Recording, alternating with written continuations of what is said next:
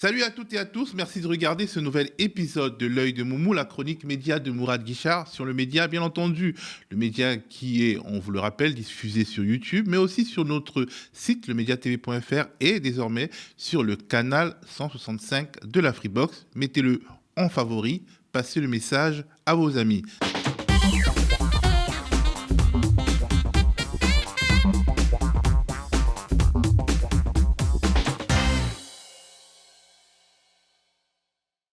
Salut Mourad. Bonjour à toutes et à tous, bonjour à toi Théo.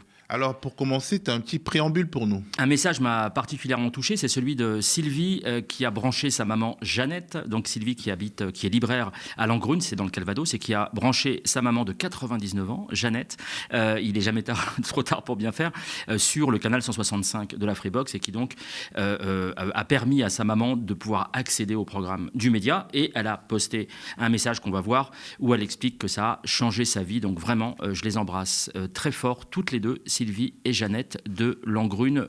J'espère qu'elles passeront des bons moments devant nos chroniques et nos émissions.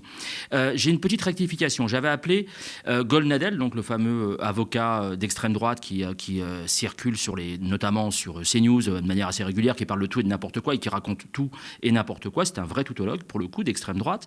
Je l'avais appelé Georges Golnadel, alors je ne sais pas pourquoi, mais en fait, évidemment, c'est Gilles William Golnadel. Alors Georges, peut-être que c'était pour une espèce d'hommage à Georges Marchais, ou une pensée pour Georges Ibrahim Abdallah, allez savoir.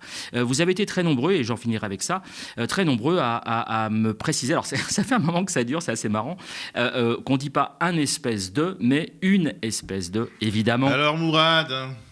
Mais je le sais, sauf que ça fait 34 ans, 40 ans que je dis un espèce de. Je vais essayer de me corriger, un peu comme le débit qui m'est un peu reproché parfois, qui est un peu rapide. Je vais vraiment essayer de me corriger. Et ça ne vient absolument pas, notamment, de Martine Ozou, mon instit de CP, qui est socio, qui nous suit régulièrement. Ça ne vient pas d'elle, évidemment. Elle m'a appris. Elle te disait de baisser le débit, on imagine. À l'époque aussi, elle me disait même de me taire, peut-être, parce que je devais parler un peu beaucoup. Mais voilà, en tout cas, évidemment que j'ai toujours appris que c'était une espèce, et donc je vais essayer de corriger. Merci pour ces attentions, parce que ça prouve que vous faites attention à chaque détail, et j'apprécie beaucoup. Et c'est parti pour les tops. On commence par une actrice. Oui, une ancienne actrice, alors qui maintenant fait un peu de théâtre, je crois, mais voilà, c'est un top paradoxal. C'est Véronique Geneste, donc Julie Lescaut. Alias, voilà, Julie Lescaut, qui va dire tout haut ce que beaucoup de gens d'extrême droite pensent, alors de moins en moins tout bas, hein, c'est malheureusement le problème des réseaux sociaux, mais elle va expliquer, alors alors je rappelle, c'est l'ambassadrice mondiale du jambon Madrange depuis 1993, donc ça lui donne une certaine légitimité pour parler des questions de géopolitique, et elle va expliquer, donc c'est une fervente défenseur ou défenseuse du Likoud, de Netanyahou, et elle va expliquer au travers d'un tweet que, je vous cite, ouvrez les guillemets, oui, islamophobe, donc elle se revendique comme islamophobe. Je pense qu'elle ne sait pas ce que ça veut dire. Je pense qu'elle ne connaît rien à l'islam et qu'elle n'a jamais ouvert un Coran. Mais enfin, admettons.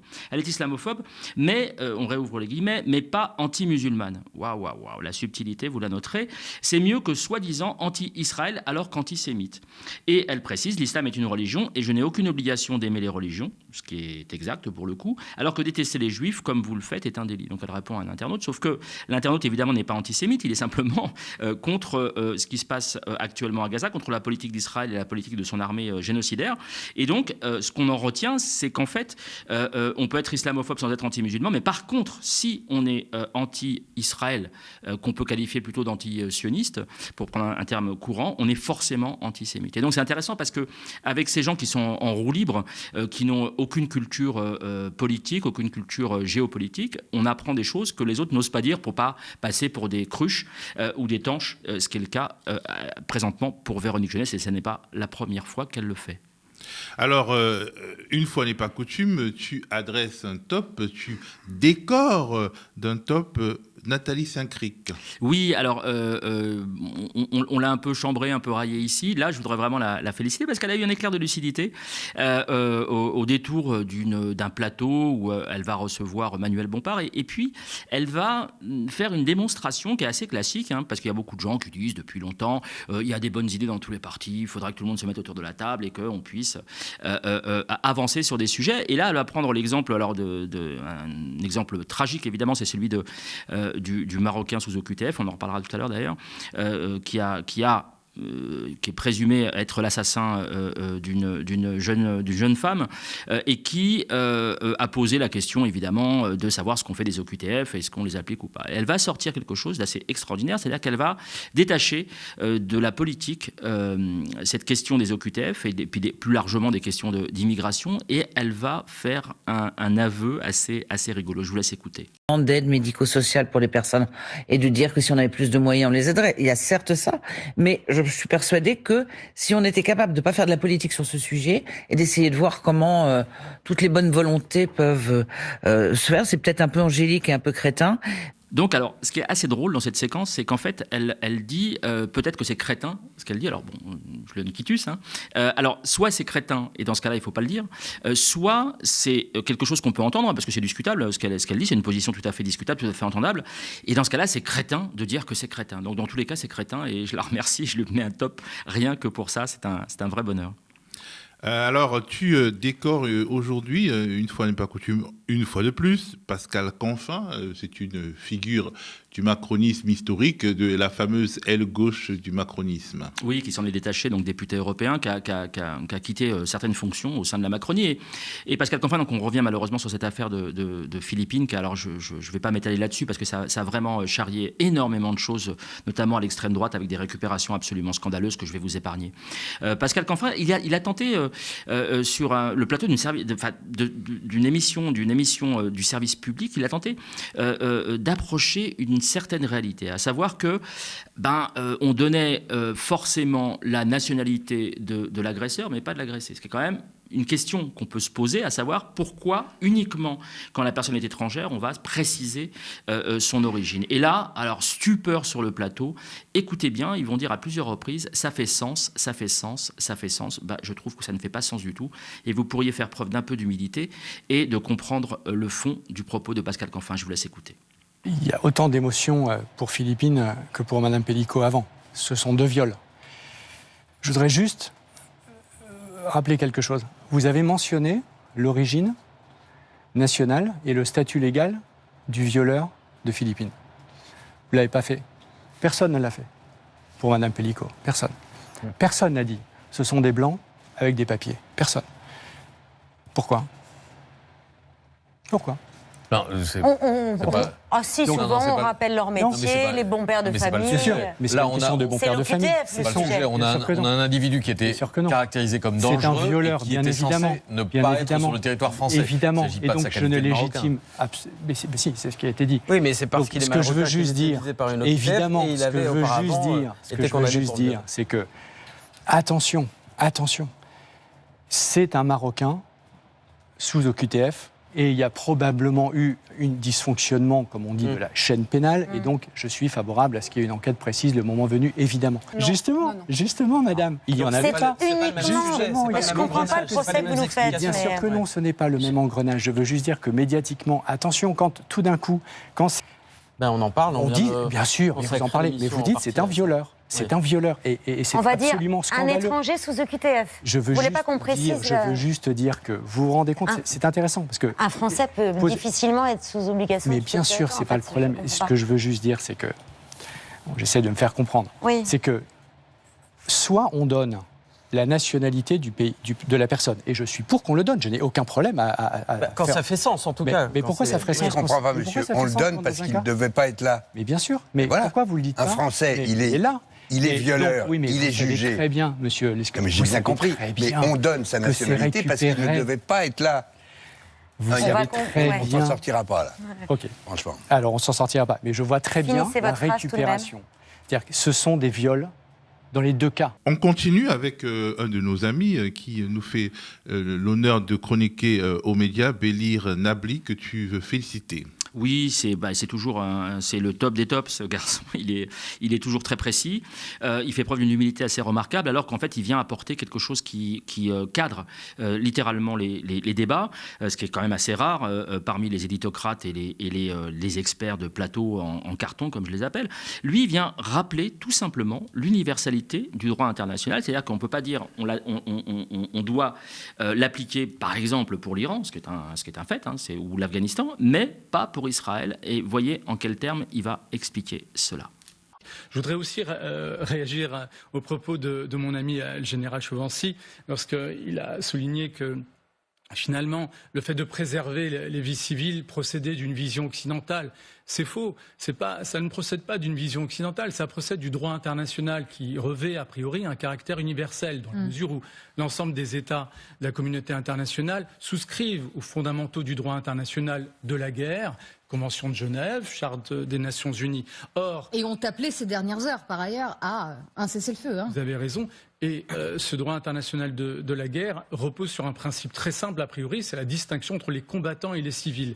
Or, les images que vous montrez, le type d'armes, de bombes qui font plusieurs tonnes qui sont utilisées, montrent précisément qu'il ne s'agit pas de ciblage. Il s'agit bien sûr de tuer des ennemis politiques et militaires, mais le coût dépasse ce qu'on appelle le principe de proportionnalité. Et ça, c'est pas nouveau non plus dans la stratégie israélienne. Elle est assumée du point de vue de la doctrine militaire. Donc il y a un coût civil extrêmement fort. Et je soulignerai, pour prolonger le propos sur le fait que ça ne procède pas d'une vision occidentale de protéger les civils, cette vision, ce schéma, on y a déjà assisté à Gaza. Ça a donné des dizaines de milliers de morts. Les Occidentaux ne condamnent pas fermement et continuent à soutenir l'armée israélienne dans cette opération. Dans la même mouvance, l'universitaire Karim Émile Bitar, il t'a fait du bien. Ah oui. Et à la télé, c'est pas tous les jours qu'on entend des propos aussi sensés. Oui, c'est absolu. C'est un résumé de tout ce qu'on peut dire ici depuis quelques mois maintenant, depuis le début du conflit. Non, c'est bien plus ancien que le 7 octobre, mais au moins depuis le 7 octobre. C'est-à-dire qu'il va expliquer, c'est un professeur en relations internationales, il va expliquer très simplement que Israël, en fait, par la politique menée depuis le 7 octobre, et même bien avant, provoque beaucoup plus de morts, de victimes que les terroristes eux-mêmes qu'Israël est censé combattre d'une part. Et d'autre part, je vous laisse écouter la deuxième nuance que je trouve très intéressante et le deuxième cadrage que je trouve très intéressant, on en parle juste après. Alors on va aller au Liban, mais vos propos appellent forcément des commentaires autour de la table. Vous êtes en train de me dire qu'Israël combat le terrorisme avec des méthodes terroristes et que l'action menée militaire jusqu'au boutiste d'Israël met en danger l'idée d'une paix un jour dans la région. Ce qui est purement factuel, c'est que depuis 1982, où l'invasion déjà avait été menée au nom de la guerre contre le terrorisme, on peut aujourd'hui établir que la guerre contre le terrorisme a fait infiniment plus de victimes que le terrorisme lui-même et que la guerre contre le terrorisme a fait naître des vocations de terroristes beaucoup plus qu'elle n'en a liquidées. C'est vrai pour Israël, c'est vrai pour les États-Unis en Irak et en Afghanistan, c'est vrai pour Poutine en Tchétchénie et en Asie centrale. Donc oui, en plus d'être génocidaire, cette politique c'est une véritable fabrique à terroristes qui va se retourner évidemment contre l'État israélien. Alors l'État israélien, virtuellement, on s'en fout. C'est surtout contre des civils israéliens qui vont payer très cher le prix de la politique actuellement menée, à la fois par le gouvernement et évidemment par l'armée israélienne. On espère tout de même que la raison va prévaloir, on espère. On espère évidemment. Et on passe au flop.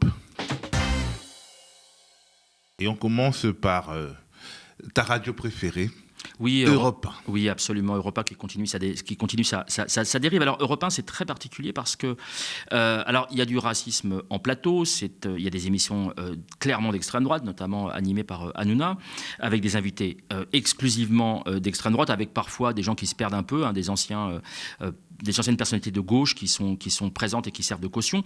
Mais là, ce qui m'a titillé, en fait, c'est qu'il y a un déplacement et une espèce de libération de la parole. Là, c'est un auditeur qui va carrément intervenir pour se lâcher, littéralement. C'est un propos totalement inaudible, sauf, évidemment, pour un auditoire d'extrême droite. Je vous laisse écouter. On est bien d'accord. Donc, en fait, nous, les mesures de rétention, elles peuvent être très simples. On coupe tous les versements, MoneyGram, Transcash, Western Union. Je peux vous dire que le 15 octobre prochain, quand toutes les pensions CAF ne seront pas reversées, n'iront pas dans ces pays-là, dès le 15 octobre, on aura plein de laissez-passer consulaires. Si on coupe les visas et qu'on empêche tous les dirigeants algériens de venir se faire soigner à l'hôpital américain à Neuilly, vous verrez que très rapidement, on aura des laissez-passer consulaires. Mais c'est ce qu'on dit depuis des semaines et des semaines, Stéphane. Toujours dans la grande famille des médias Bolloré, voici le JDD. Oui, alors le JDD, même sort qu'Europe 1, donc racheté avec une ligne extrême droitière. Et là, le JDD, alors, c'est pas une surprise, sauf que là, je pense qu'ils ont franchi un cap. C'est-à-dire que j'ai lu sous le tweet qu'on va voir, j'ai lu plusieurs commentaires, de très nombreux commentaires qui parlaient de fake news. Je pense qu'on n'est pas dans la fake news. C'est-à-dire que là, ils ont attribué à Mélenchon un propos à propos de Benjamin Haddad, dont on connaît, c'est documenté. On le sait, c'est un fait avéré. Il soutient de manière inconditionnelle, comme d'autres, Israël, quel que soit l'enjeu, quelle que soit la politique menée. Et il l'a dit. Oui, il l'a dit et il est parti. Il s'est fait offrir un voyage en Israël pour des raisons de copinage. Et le JDD va carrément mettre, entre guillemets, donc ça veut dire que ce serait une parole de Mélenchon, ce ministre est 3 petits points juif. Sauf que Mélenchon n'a jamais dit ça. Il a juste condamné le fait qu'il soit extrêmement proche et un soutien indéfectible de Netanyahou. Donc on est au-delà de la fake news, on est dans quelque chose qui relève de la manipulation.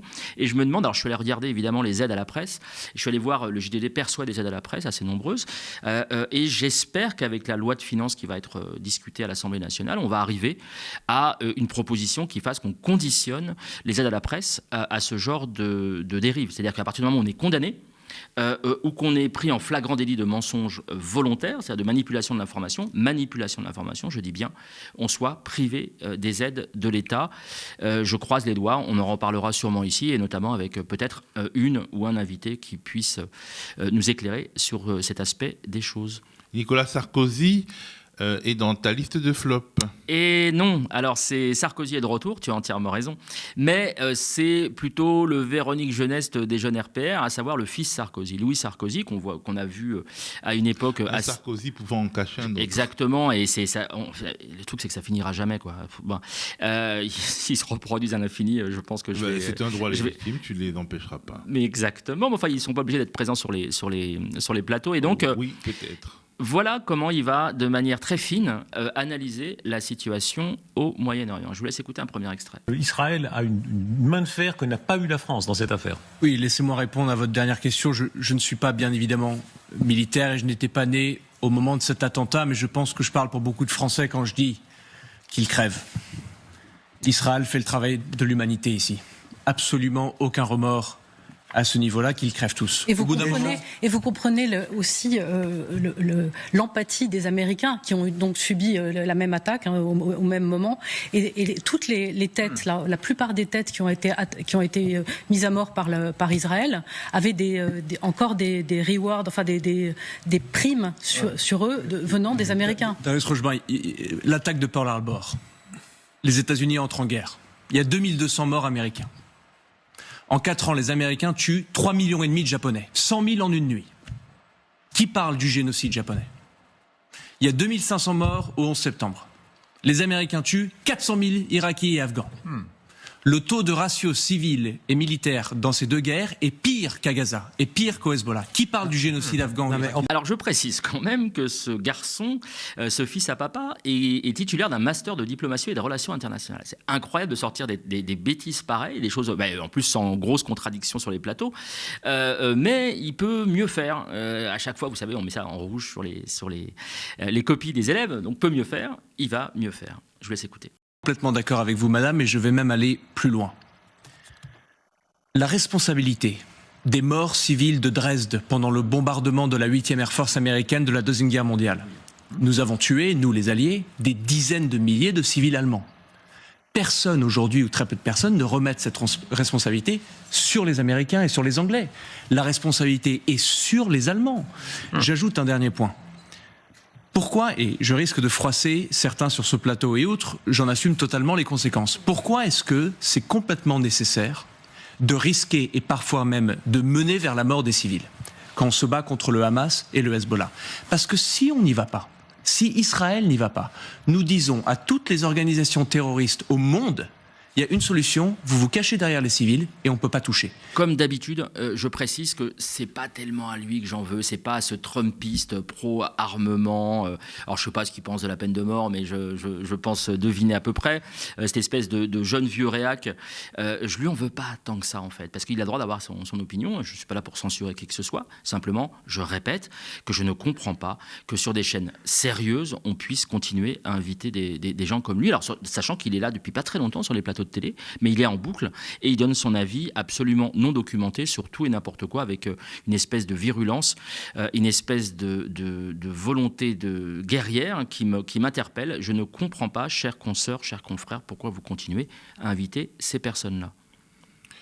Caroline Fourest, à tes honneurs une fois de plus. Ah, il y avait très longtemps. Alors on était sur les mensonges, saison 17, épisode 121. Enfin, c'est une serial menteuse, comme dirait notre chère Nadia. Là, c'est pas vraiment un mensonge. Je pense que ce n'est pas un mensonge. Je pense que ça démontre autre chose. Elle va cibler au travers d'une intervention télévisée, puisqu'elle est partout présente, même omniprésente. Elle va cibler notre confrère Pablo Pio-Vivien, qui était invité, donc le rédacteur en chef de Regard, qui était invité ici sur ce plateau il y a quelque temps. Et écoutez ce qu'elle va en dire à propos d'LFI, c'est assez amusant. Il faut dire de ce point de vue qu'on n'est pas aidé par une certaine gauche. Parce que si vous voulez, à la minute où il a été question d'envisager un ministère de la laïcité, on va entendre, ou en tout cas lire, une des réactions, par exemple, du rédacteur en chef de la revue Regard, donc tendance évidemment LFI++, Pablo Pio-Vivien, qui a tout de suite dit c'est une provocation à l'égard de la gauche. Alors ça, c'est fabuleux. Envisager un ministère de la laïcité, croire que c'est une provocation à l'égard de la gauche, je pense que Jean Jaurès, j'espère qu'il avait, et je pense qu'il avait le sens de l'humour, aurait apprécié, vu qu'il a été un des piliers de cette loi. Ça va devenir un ministère de l'islamophobie. Donc on est immédiatement dans le procès d'intention, dans le fait d'employer un mot qui confond la critique de l'intégrisme avec du racisme, ce qui donc fait évidemment le jeu des islamistes. Donc il y a tout dans cette phrase. Pablo, LFI+++. Alors, d'abord c'est faux, c'est factuellement faux, puisqu'il suffit d'aller voir sur les réseaux sociaux, il s'en prend plein la tronche à chaque fois qu'il prend position, qu'il s'exprime sur la gauche, ou l'union de la gauche, il s'en prend plein la tronche de la part des militants LFI, donc ça prouve qu'il n'est pas vraiment LFI+++, mais je pense qu'au-delà du mensonge, ça montre pour moi la vacuité et vraiment l'insondabilité de sa méconnaissance totale du monde politique, du milieu politique et du milieu médiatique. Et donc je pense sincèrement qu'elle se définit elle-même comme intellectuelle et non pas politique. Alors je pense qu'elle n'est même pas intellectuelle, parce que là ça montre une espèce de crasse intellectuelle, puisqu'elle n'est pas capable de piger ce qu'un rédacteur en chef pense. Elle n'est pas capable de faire de clics pour aller voir ce qu'il dit, ce en quoi il s'exprime. Il est présent quand même assez régulièrement, notre cher Pablo, sur les plateaux télé pour comprendre un peu le fond de sa pensée. Et on peut dire tout ce qu'on veut de lui, on peut penser tout ce qu'on veut de lui, on est libre. Dire qu'il est LFI+++, c'est carrément une arnaque intellectuelle, puisque c'est une intellectuelle. Alors, BHL, par les temps qui courent, on le retrouve souvent sur les plateaux de télé, à ton grand désarroi. Oui, parce que il y a une espèce de conducteur, de fil rouge de tout ça. C'est-à-dire que je repose, je suis désolé, la même question. Qu'est-ce qu'il vient faire sur les plateaux télé ? Puisque là, il va venir... Il dirige une revue, c'est un philosophe médiatique, historique en France... voilà. Tu te fais l'avocat du diable avec brio. Je te remercie beaucoup. Simplement, il a quelques casseroles au derrière, pour être poli, notamment sur les questions de géopolitique et les questions d'interventionnisme médiatique dans ces pays en guerre ou qui ne sont pas encore en guerre, mais voilà, qui va favoriser. Et il vient là à la rescousse de Netanyahou, alors qu'on assiste, je rappelle, encore en direct. Il s'est passé ce qui s'est passé au Liban avec l'intrusion terrestre de l'armée israélienne. Et donc, il vient contrarier les positions d'un nombre conséquent de pays sur le fait qu'on assiste au moins à des crimes de guerre, voire à un génocide. Et il va de manière communautariste défendre bec et ongle Netanyahou sans aucun, je dis bien aucun argument que sa seule parole. Je vous laisse écouter. Le procureur de la Cour pénale internationale a demandé son inculpation pour crime de guerre. Dans les jours prochains, il est possible qu'une décision ait lieu. S'il est inculpé de crime de guerre, est-ce que vous le défendrez ? Écoutez, cette accusation est infâme, l'accusation de crime de guerre, l'accusation de génocide, elle est infâme. J'ai suivi cette guerre à Gaza comme vous, avec le cœur déchiré et avec une grande attention. Je n'ai jamais vu de ma vie une armée au monde qui, avant de frapper, prévient. On continue avec ce qui apparaît désormais comme un marronnier, cette manière de lier immigration et insécurité. Oui, c'est un marronnier, mais c'est un marronnier plutôt des cadres, des militants, des élus d'extrême droite, de la droite maintenant dure. Hein, on voit ça avec la place Beauvau. Mais là, ce qui m'embête, alors c'est que j'en ai déjà parlé à plusieurs reprises, mais c'est cette fameuse fenêtre d'Overton médiatique, à savoir que ça se déplace de plus en plus, ça part de CNews ou des 24 News et ça se dirige vers le service public. Et en l'occurrence, là, oui, c'est le service public, c'est France Info, qui va lier, c'est très étonnant, j'ai été très surpris par cette séquence, lier immigration et insécurité. Si c'est un classique à droite, à l'extrême droite, je le redis, ça l'est moins normalement sur le service public. Et c'est un moment qui a été repéré, une fois de plus, par Maud Destangal. Je vous laisse regarder cette vidéo. Est-ce que, par exemple, la gauche doit aussi avoir un discours plus ferme sur la sécurité, sur les actes, les incivilités, la sécurité, l'immigration, notamment. Je vous en parlerai, je viendrai vous en parler. Et on va clore cette série de flops avec Rachel Kahn. Oui, alors c'est la Miss Universalisme, donc la fameuse plagiaire du printemps républicain. Elle va tout faire pour essayer de survivre médiatiquement, donc raconter comme d'autres tout et n'importe quoi. Et puis elle va essayer de placer toujours ces mots-clés. C'est une espèce de bugle, vous savez, on secoue les lettres et puis ça fait des mots.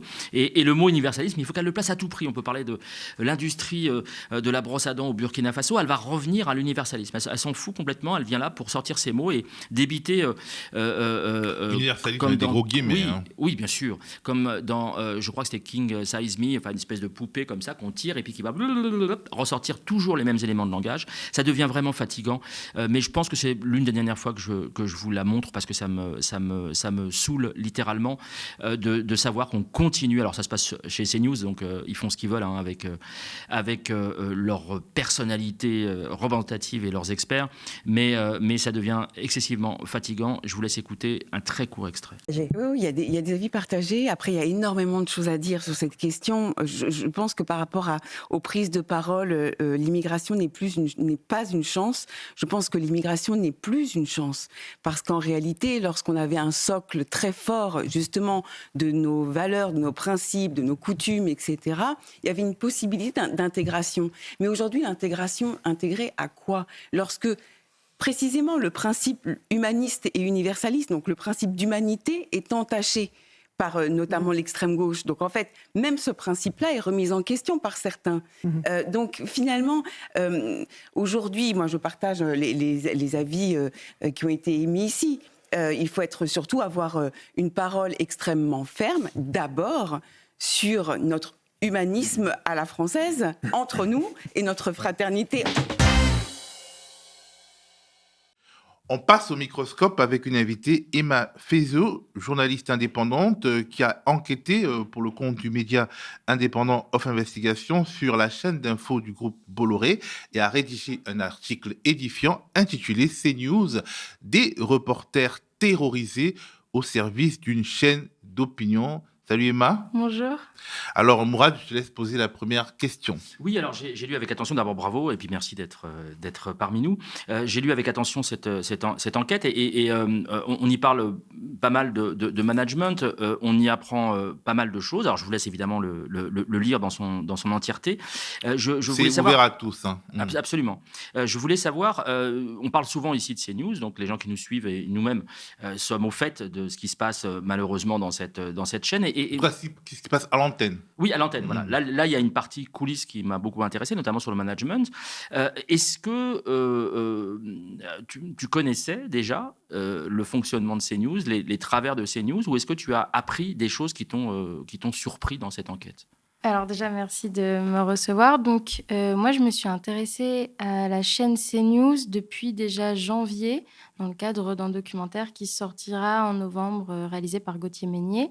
Et donc, au début, comme la plupart des gens, on s'intéresse aux dérives en plateau. On se dit, oh là là, comment il peut y avoir autant de personnes toujours autant d'accord avec des idées d'extrême droite.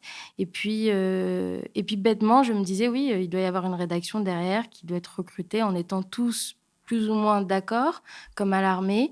Et en fait, je vais quand même tenter un peu d'enquêter en trouvant des reporters via LinkedIn, en me déplaçant aussi devant les locaux, en essayant de me faire passer pour une jeune stagiaire qui voulait être recrutée. Et en fait, très vite, on se rend compte que non seulement il y a beaucoup de gens en désaccord avec la ligne, mais aussi qu'il y a un management à l'intérieur, une manière d'amener l'info, de donner des ordres qui, en fait, amène une sorte de terreur au sein de la rédaction qui, du coup, fait beaucoup de souffrance pour les journalistes et, en réalité, peine aussi à l'écran parce qu'on voit que beaucoup de gens ont du mal avec la ligne éditoriale de CNews.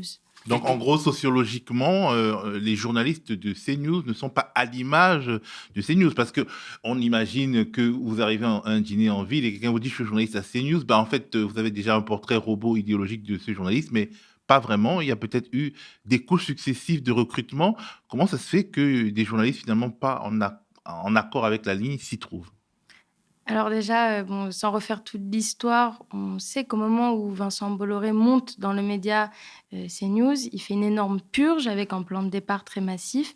Et donc, il se retrouve avec une chaîne branle-ballante et une chaîne qui ne connaît pas forcément la ligne éditoriale portée par Vincent Bolloré, parce qu'à l'époque, c'est le premier média qui va porter ce changement-là vers une ligne d'extrême droite. On rappelle que c'était iTélé. On rappelle que c'était iTélé à l'époque. Purge et que des gens comme Laurence Ferrari, par exemple, elle n'a pas fait grève et se retrouve comme vedette.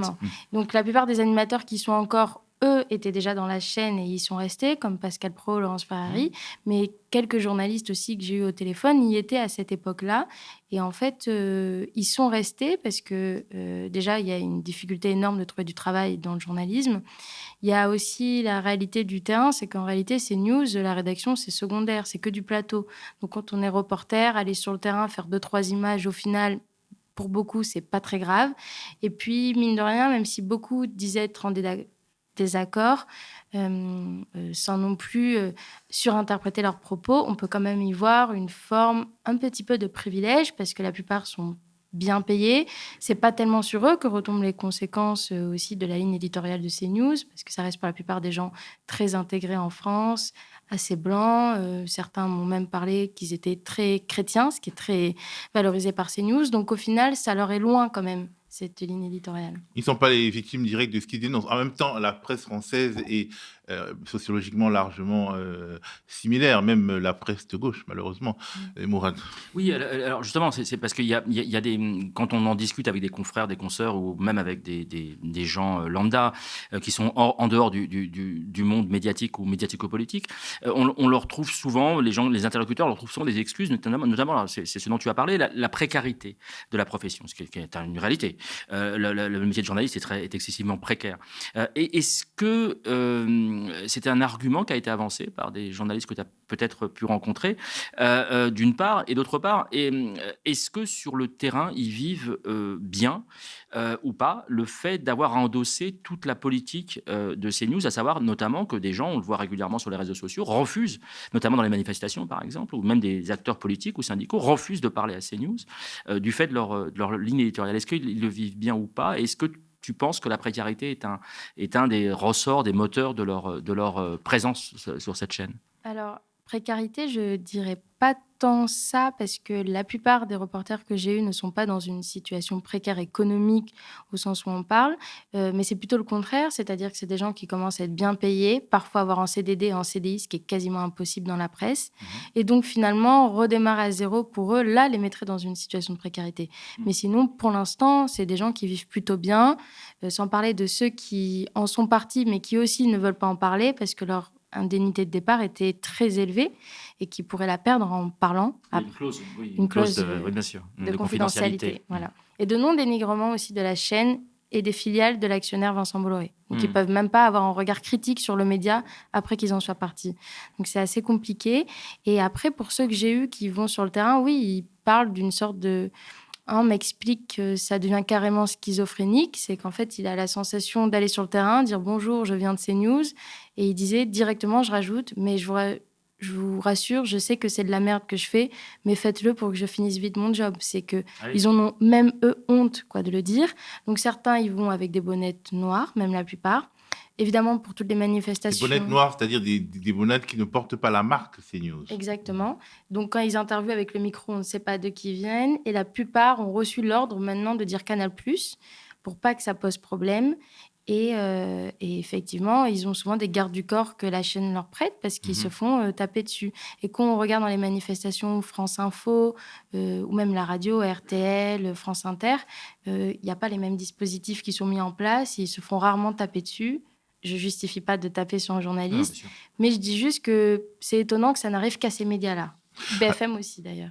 Alors, est-ce que tu peux nous expliquer finalement les méthodes de terreur, parce que tu parles de reporters terrorisés, les méthodes de terreur qui sont utilisées par la hiérarchie de CNews, du groupe Canal+, qu'on a vu notamment discuter avec l'Arcom et exciper de leur bonne foi lors des renouvellements des fréquences TNT. Comment ça se passe? Alors, c'est un peu compliqué.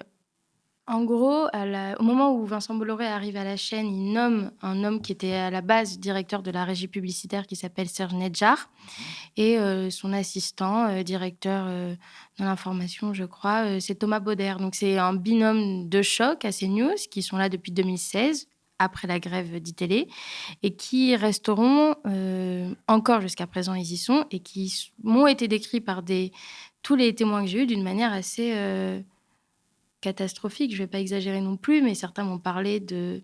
J'en ai eu un qui m'a dit au téléphone « Dieu sait que j'ai rencontré des gens horriblement méchants, mais Serge Nedjar est l'homme le plus méchant que j'ai rencontré de ma vie. » Donc ça fait peur. Et en fait, la méthode au quotidien, c'est déjà... j'ai notamment un reporter qui m'explique qu'il a refusé de faire une commande qui était un petit peu ahurissante à ses yeux. À partir de ce moment-là, on lui a demandé d'écrire en mail à toute la rédaction dans laquelle il disait « Je refuse de faire la commande, je refuse de me soumettre à mon rôle de journalisme et donc je démissionne ». Il y a cette forme-là d'humiliation et de désaveu aussi qui est demandée. Et on l'a forcé à la démission d'une certaine manière. On l'a forcé à la démission, mais il voulait partir aussi. Mais il ne voulait pas partir publiquement en faisant une affaire d'État. La plupart sont pigistes, en fait, donc ils arrêtent juste d'avoir des commandes. Et tu dis qu'en fait, tu n'as pas pu rencontrer des responsables de la Société des journalistes. Alors, pour expliquer à celles et ceux qui nous regardent ou qui nous écoutent, la Société des journalistes, c'est un peu l'instance qui représente les journalistes et qui, je veux dire, défend leurs droits déontologiques au sein d'une rédaction. C'est une forme de contrepoids de la profession dans les médias, dans quasiment tous les médias, mais tu n'as pas eu accès aux journalistes à SDJ de CNews et tu te demandes même si elle existe.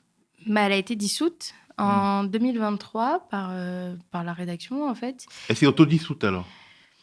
C'est compliqué parce que j'ai essayé de me renseigner dessus, parce que naturellement, quand je commence l'enquête, je m'approche auprès de syndicalistes. Finalement, il n'y en a pas. Après, pour les journalistes, il y a la SNJ qui est un peu générale, mais personne qui vient de CNews aussi. Il y a des personnes de Canal+. Mais SNJ, c'est-à-dire le syndicat? Le syndicat national pour les journalistes. Pour les syndicats de France. Et il n'y en a personne qui travaille au sein de CNews. Et puis quand on regarde quelques-uns à Canal+, mais c'est tout. Et la SDJ, quand je me renseigne, on m'explique qu'il n'y en a plus. Apparemment, plus personne n'a voulu s'engager dans ce processus-là. Donc finalement, ça s'est un peu dissous. Après, j'ai du mal à croire que personne n'a des revendications syndicalistes au sein de CNews. Donc. Et puis également, on peut se dire que une chaîne qui finalement crée un contexte dans lequel les journalistes ne peuvent pas avoir leur société des journalistes et les syndicats ne peuvent pas s'exprimer, que cette chaîne et son agrément, son conventionnement renouvelé par l'Arcom pose des vrais problèmes démocratiques. Pas seulement à CNews, pas seulement dans le groupe Canal, mais en France. En tout cas, merci beaucoup Emma et nous allons mettre le lien en description sur YouTube en particulier vers cette enquête édifiante. J'avais une toute dernière question et on te libère évidemment Emma. Tu es jeune, je ne te demanderai pas ton âge, je te rassure, tu es jeune, tu es une jeune journaliste, talentueuse. Je te souhaite une longue et belle carrière. Est-ce que quand on se lance dans une enquête comme celle-ci, on n'a pas des craintes quant à son avenir, à son identité, à son image après pour les années à venir, d'être cramé en gros pour aller vite? Si, complètement. Comme j'ai expliqué, donc même aujourd'hui, venir ici, je l'ai uniquement fait parce que quand j'ai travaillé pour Off Investigation pendant un an, ils m'ont permis normalement de faire une petite enquête pour un documentaire qui sortira plus tard. Et en fait, ils m'ont laissé la pleine liberté. L'enquête a bien marché et vis-à-vis de ces témoins-là qui m'ont énormément frustrée, mais que je comprenais, mais frustrée de rester anonyme, on se dit, mais en fait, si personne dénonce, alors ça avancera pas. Je me suis dit, Tant pis si au final, il y a des gens de la profession qui m'aimeront pas, parce que je suis persuadée que moi, mais tous les autres qui dénoncent, on sera bien plus aimés par la population. Et en vrai, je fais pas ça pour être aimée par les journalistes, donc je me dis tant mieux. Et après, il y a un devoir d'information qui est, voilà, l'enquête, elle est vérifiée. Moi, je dis pas que c'est vrai ce que je dis c'est ce qu'on m'a raconté. Après, libre aux gens de voir.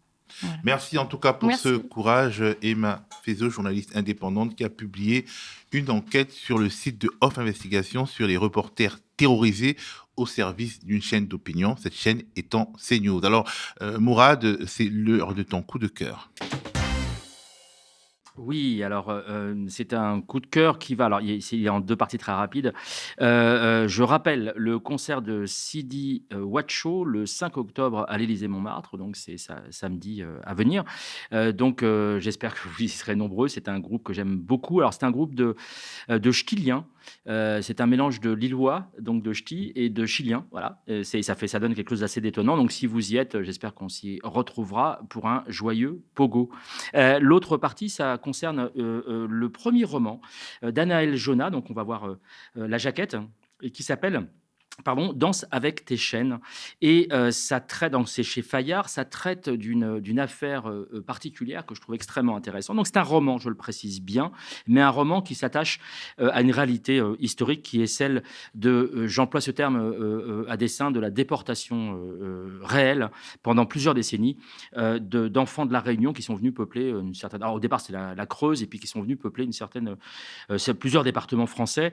Alors au nom d'une espèce de crainte qui est une démographie galopante à La Réunion, et puis justement une désertification dans les campagnes, et donc ils ont servi d'esclaves, de garçons ou de filles de ferme. C'était absolument horrible, puisqu'ils ont été arrachés à leur famille, à leur île, et ça a duré comme ça pendant des décennies. Et je trouve intéressant, alors je vous laisse découvrir évidemment le roman, puisqu'il tourne autour de ça, et puis autour du retour à La Réunion.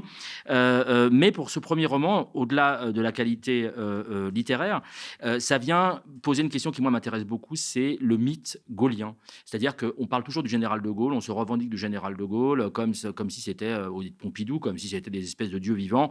On oublie un tout petit peu les essais nucléaires, notamment en Polynésie et en Algérie. On oublie un tout petit peu Papon, qui a été réhabilité par le général de Gaulle. Et puis, on oublie cette triste histoire, cette terrible histoire déchirante des enfants de La Réunion. Donc, vraiment, je vous invite à le lire, parce que ça va vous... la France-Afrique, et notamment les massacres massifs au Cameroun, avec plusieurs centaines de milliers de morts. Mais on oublie beaucoup de choses. On oublie aussi, c'est pas De Gaulle, mais on oublie aussi 1945, n'est-ce pas, en Algérie, le 8 mai 45, avec la répression très violente qui a eu lieu au moment de la libération. Donc voilà, c'est toujours bien de rappeler ces pages d'histoire extrêmement douloureuses. C'est très bien écrit.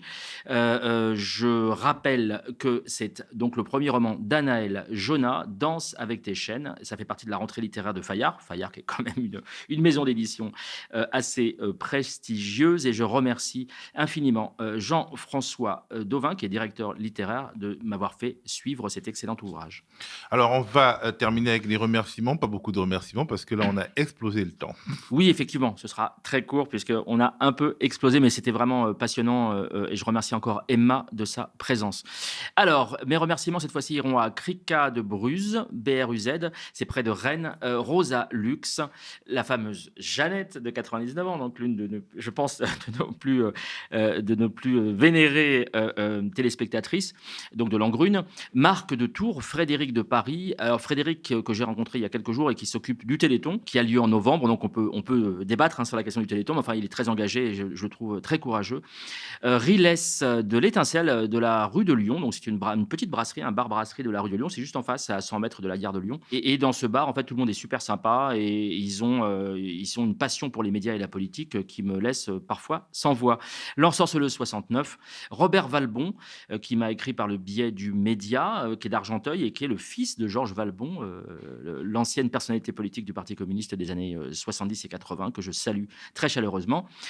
Amine A2MIN et Aweya, deux villes juifs, et je termine avec eux, qui sont deux entrepreneurs dans la cosmétique, si j'ai bien compris, en direction des populations avec des peaux qui se rapprochent de la mienne et de la tienne.